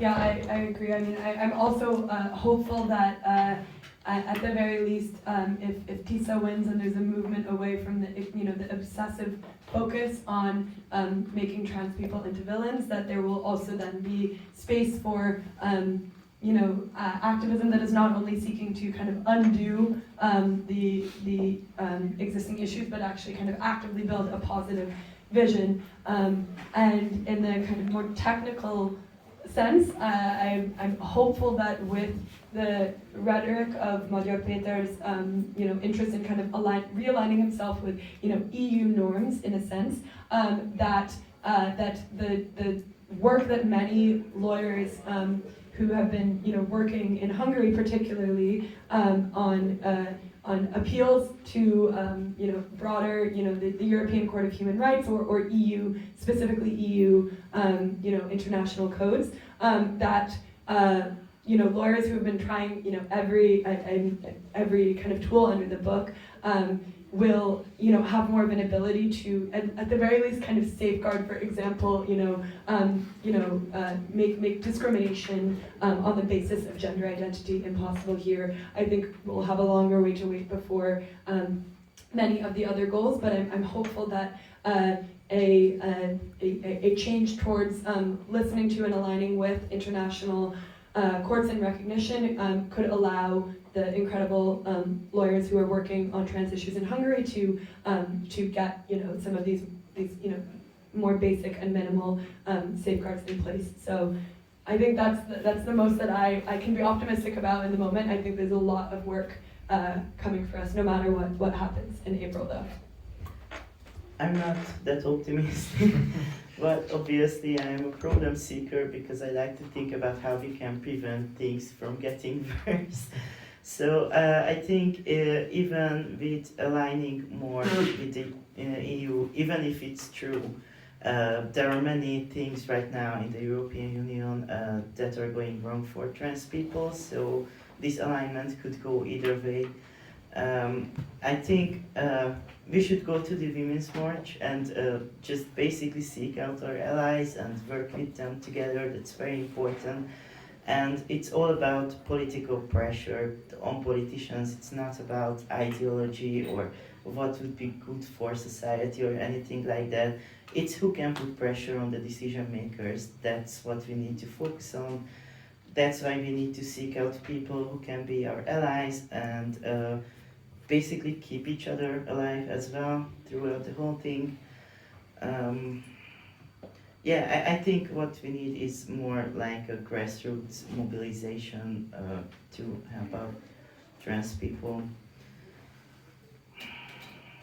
I don't know, I'm not optimistic about TISA because from what I've seen so far, from a distance, some trans people were trying to join or at least talk to them and they were rejected, shamed, they were basically just told to get lost. And while Magyar Péter didn't really say much about the LGBTQ community at all, some people in TISA very obviously indicated their dislike for us. So yeah, let's just keep working, I guess. Yeah, I think in best case scenario, if TISA wins, they will do the bare minimum that the EU demands from them.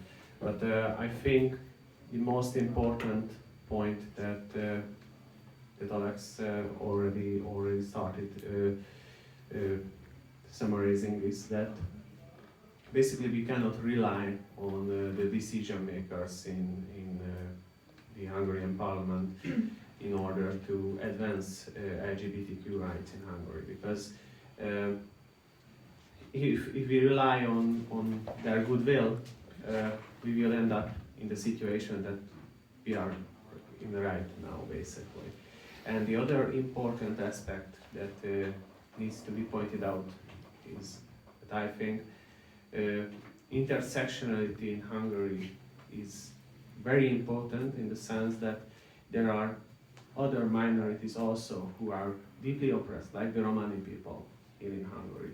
And if we don't build bridges along the lines in the sand, then we will just end up at the end of the day divided still. So I think we should go to the Women's March, and we should, we end up in the Women's March, that's good. But we also should go to other kind of protests and events organized by Romani organizers and other demographic groups.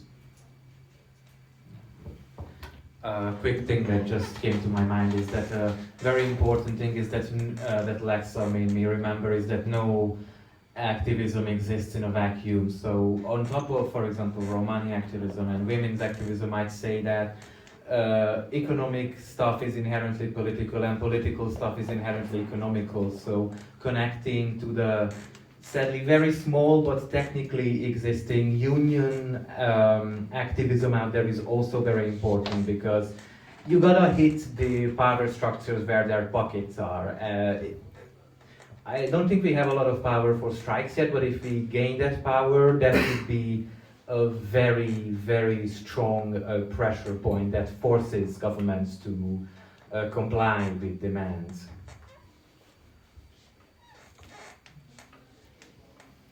All right. Anybody else?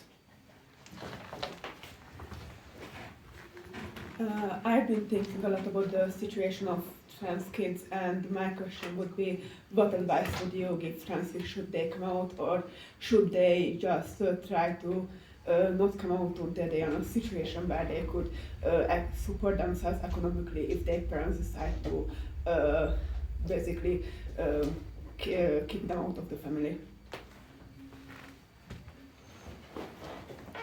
Yeah, I think, I mean, my heart goes out to trans kids around the world right now. And I think, you know, what's most important always is to, you know, protect, you know, one's safety. And so, you know, as heartbreaking as it is that sometimes trans kids are not even to their kind of families able to talk about who they are, I think that as much as possible, again, this is where the interconnection comes in. Like, this is why trans issues and issues for trans kids go hand in hand with general kind of social welfare issues, and with making you know, life better, you know, for especially for kind of gender minorities facing homelessness, right? Like, this is another place where work that is already being done, for example, about homeless women can and should be extended to look at the issue of trans homelessness. I remember from my own, you know, when I knew myself to be trans and I hadn't told anyone yet, I remember that you know, all the psychological games I would play and the ways I would try to kind of test how people would respond. So, you know, talking about this abstract trans friend of mine, or and I remember, and I think that that, you know, that's one of very kind of few actual strategies I can suggest of, like, trying to get a sense of how people might react in these more abstract ways. But of course you never know, because there were people who, before they knew I was trans, would say, you know, pretty transphobic things or, you know, offensive things, and then actually when I came out were accepting. So you can't really know until it happens. And I think, again, people are irrational and they can't know how they will react until it's out there. But of course the most important thing is to think about safety here, and I hope that there can be a world soon where you know, coming, you know, publicly being in one's identity isn't at odds with safety, but we're not there yet. Yeah, so this is a lot of responsibility to put on children, unfortunately. And yeah, I pretty much agree with what Hannah said. Obviously, it depends on the situation, and it's very difficult for a child to assess the situation and understand how their parents would react. You can't really tell in advance, but safety is more important. So what I would just say right now is survive however you can, and there are trans adults who are trying very hard. There's not much we can do either at the moment, but I think the trans community has been really good at organizing and helping each other out with many tools.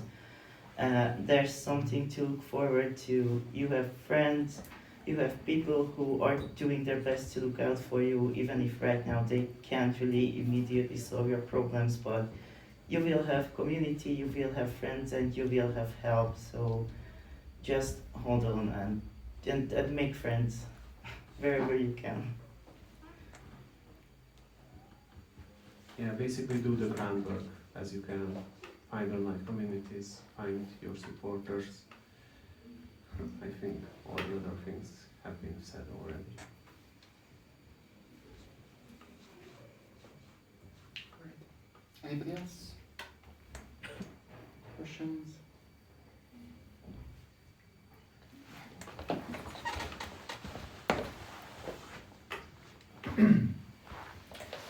Yeah, so my question would be, as a cis person who considers himself an ally, what would you like to see cis people who are allies do for the trans community in general? But if you have maybe specific examples from your lives, that would be great as well.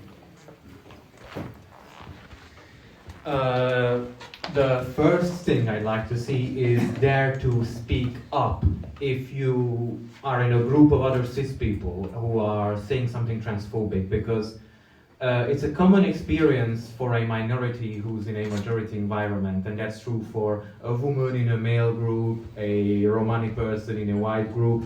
Out of fear of safety, people will often just tolerate some horrible stuff being said that signals a lot of hatred, and it's often the job of the cis ally, the white ally, the man ally, etc. to say, hey, that's uncool. And I specifically say it this way because one of the best ways to convince someone to stop acting in a bigoted way is not to say, you're a bigot, they're gonna get offended. That's an attack on their character. What you can point out is, hey, this is not nice behavior, please think about it. So cis people come into the picture in this, for example, that they have a lot of extra sort of, I don't want to use the word privilege because it makes it sound like not being beaten is a privilege when it's a bare minimum. They have a lot more freedom to dare to speak up in the name of trans people. So basically that's what I would want to see first and foremost.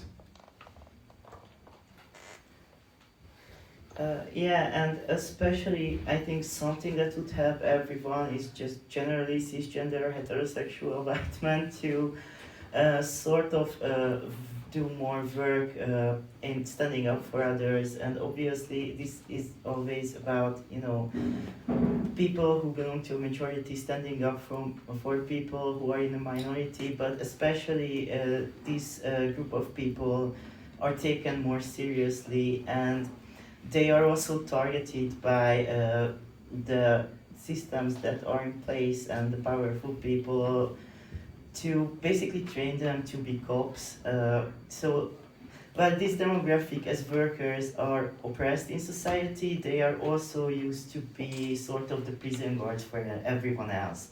Their opinion is what goes, so it's really them who need to start dismantling male chauvinism in their own heads and understanding how these power dynamics work, have conversations with minorities, and then, yes, when applicable, say to other people, hey, this behavior is uncool, this is harming people, maybe think about why you're saying that and what you're trying to achieve with what you're doing right now.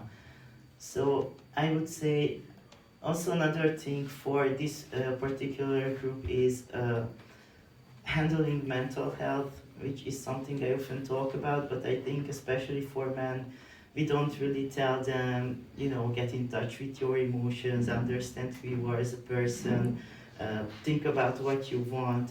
Society instead just tells men, this is what you have to be in order to be respected, and if you don't conform, you are going to get relentlessly bullied. And I think the people who can solve this problem are men, working together and keeping each other safe from this patriarchal oppression. And this would also help every other group as well, because then if men are encouraged to have more empathy, to be more sensitive, to be able to express their fears to each other, to be vulnerable, this would also open them up to be stronger allies to everyone else in society, and it would also allow other demographics to work together with them, because they wouldn't feel so excluded and often well, I wouldn't say scared because that's a strong word, but sort of discouraged to be friends with cisgender heterosexual white men. So I think that's one of the demographics who has the most work to do here, and I would like to see more openness to that and more willingness to talk to other demographics and just basically figure out what to do together to meet everyone's needs. Yeah, I mean, I'll just say, like, I think all of this is incredibly true, and I also think in a much, it's almost so basic, it doesn't quite seem worth it to say, but I think it's really important to emphasize is that some of what being a good ally is, like, starts with just like being a good friend and really seeing, like treating the other person not only as a symbol or a thing to be protected, but as a person. Like, I think so much about, I mean, the last 2 years have been so hard for trans people around the world, like so unimaginably hard, and like, to have this kind of illusion of linear progress and move towards acceptance that you grow up hearing completely shattered. Like, these are things I don't think I would have been able to deal with if I didn't have a community of allies, but also just friends who were checking in on me, who would listen to me talk about what was so particularly painful on a personal level about these the reversals in America and the increase of transphobic rhetoric across the political spectrum in Hungary. And so I think all of these things are important, and also just the very simple fact of giving space to your trans friends to listen to them and let them speak about how these things are affecting them personally goes such a long way. Just a little aside, as a cishet trans ally, I can't tell you how many times I've been called gay. Yeah, it's kind of odd. Yeah, this is one of the difficulties of allyship, right? If you openly state that you actually want to be an ally to these people, you are immediately going to get treated like them. And that's very difficult for allies, and obviously their privilege is that they can just walk it back. They can say, okay, never mind, I don't like that I got bullied, I'm never going to say this again. Meanwhile, we cannot say that because we will get bullied anyway. So I think our allies are very appreciated in the community. This questionnaire did not want to be included in the video, but as the answers were interesting, I thought I would include the part. They asked about the ironic difference of accessibility between firearms and gender-affirming care. Well, getting guns, as far as I am aware, is only possible if you apply for a hunter's license. Getting healthcare it's in a weird situation where it's technically legal on paper, even if you are not, even if you cannot change your legal gender, but good luck finding a doctor, basically.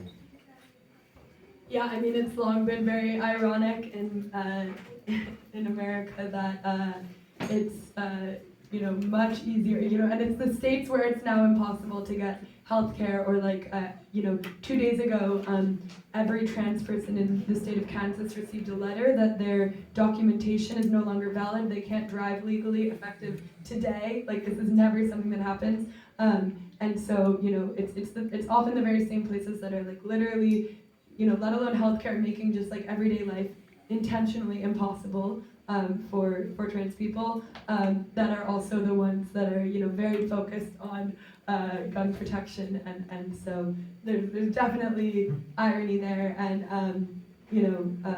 I have nothing but critique to say about the way, I mean, the American healthcare system is independent of the trans issue, just such an unimaginable nightmare. I mean, this private healthcare system. I mean, I personally was so lucky that I grew up in a progressive state where trans healthcare actually was, at the time, almost entirely covered, right? Which is which was such a privilege, and meant that I had functioning healthcare.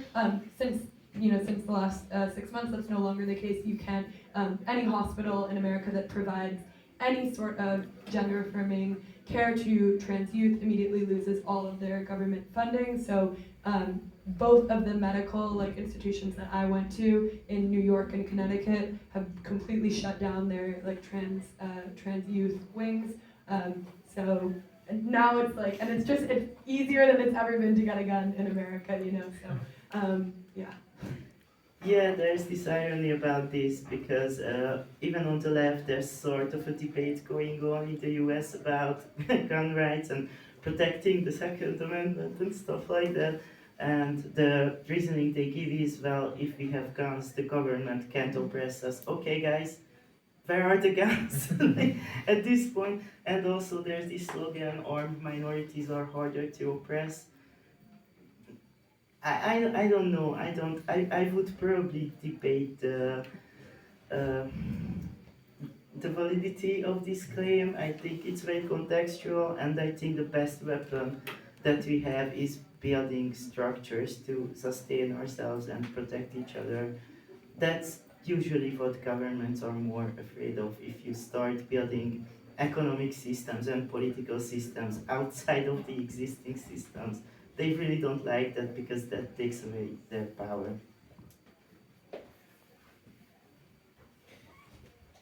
Well, I just want to add that I guess a caveat is that armed minorities are harder to oppress, not if they think about it as okay, I go to...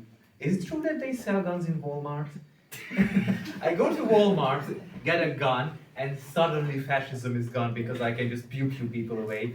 Armed minorities are harder to oppress if they are organized into communities, into unions, into activist groups, etc. When guns don't exist as a sort of flashy tool of vigilantiness, but exists simply as a last line of collective self-defense, I'd say personally.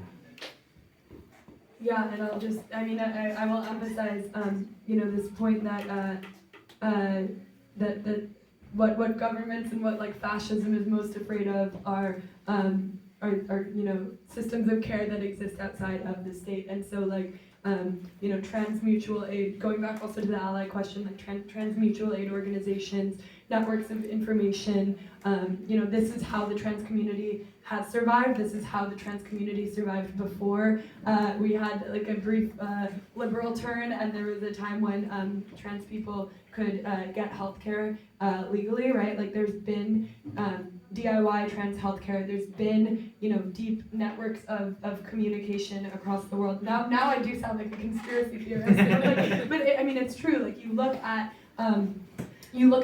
I'm early... sorry, you were just describing what's happening. But yeah, you look at early internet servers, right? There's a really interesting project about this as well. You look at the early trans internet from the late 90s and early 2000s, and this is a time when there's no visibility, where doctors in America who are providing healthcare for trans people are not doing it under that name. There were all of these kind of loopholes and ways you could get them, and this information was not institutionally kept. It was kept through these old what would now be a Discord server, but these old internet communities, and unfortunately all this brief moment of trans visibility in America, where every time I would go to the doctor, they would ask for my pronouns and ask what hormones I needed, etc. is non-existent. It's we have to turn back to these other ways of getting trans people what they need, which also is in itself a counter-fascist, counter-authoritarian practice. Yeah, by nature, and by the way, we can also extend all these networks and all this knowledge to other oppressed groups in the country. I think that would be very important because that's something we can actually bring to the table, so we should consider that with our allies. Next, they were curious if transgender people threaten patriarchal notions rooted in society that many wish to uphold, and if the panel had any thoughts about that. Of course, part of what's challenging about trans people is the fact that it is, you know, as Lexa said before, it's about crossing a societal, you know, boundary and challenging the existence or the way that that boundary is enforced in general. Yeah, I guess in a sense it doesn't surprise me so much, or I do see the connection. Yeah. My brain somewhat shut down during the question, so I don't really have an answer right. If no one is asking any question, then thank you very much for attending this event. Thank you to Aurora for hosting us. Big applause to Aurora, please.